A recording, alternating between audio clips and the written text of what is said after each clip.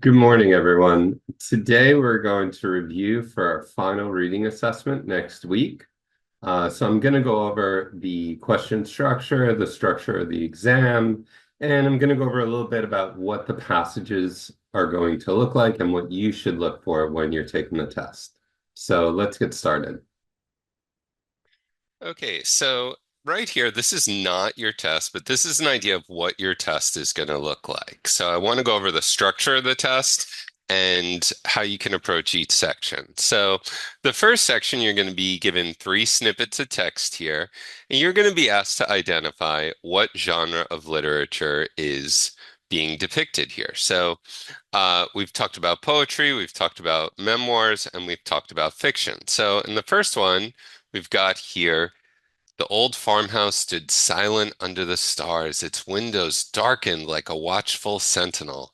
Jenna had always known she would return one day, but standing there now, she felt a chill that wasn't just from the cold wind. This place held memories she wasn't sure she was ready to confront.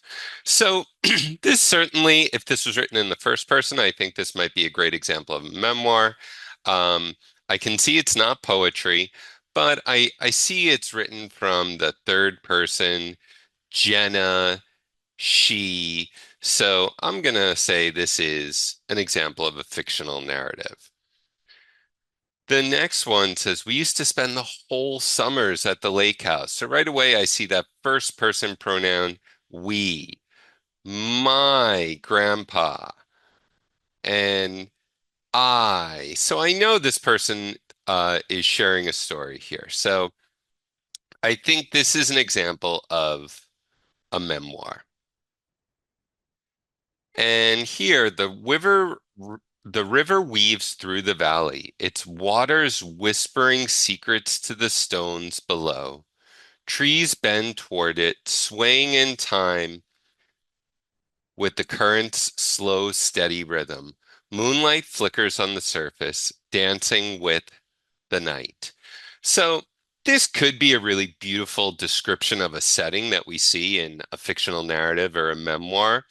But here the author is using a lot of figurative language, the waters whispering secrets, um, the current's slow, steady rhythm, dancing with the night, more great personification. This tells me this is an example of poetry. So that's what you're going to be asked to do in the first section. In the second section, questions 4 to 9, you're going to be asked to identify simile, metaphor, personification, or sensory language. I think you guys are really good with this. I'm not going to go over every question here. We know that similes use the word like or as.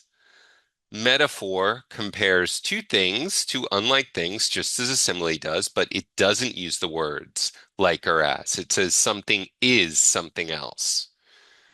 Personification is giving human qualities to things that are not human, inanimate objects. And sensory language, we said, appeals to our five senses. Okay, so questions 10 to 15. You're going to be given a fictional narrative and you're going to be asked questions about the story structure. Remember, we talked about problem and solution, escalation, and climax. And we said the theme is the message the author is trying to convey. Okay, so I'm not going to go through and read the text, but you're going to have to read the text in the test. Then you're going to have to tell what problem the character is facing. You're going to have to identify the escalation in the story, the climax of the story, the solution or the resolution. Remember, a solution doesn't always mean that the character has solved the problem. It's just that there's been a resolution to the situation. The lesson Cameron learned. Remember, sometimes the theme is communicated through the eyes of the main character.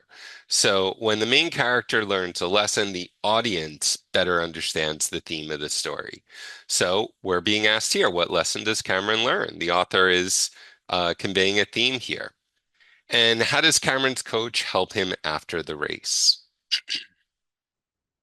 In the next section of the text, you're given a memoir, and you're going to be asked about character development.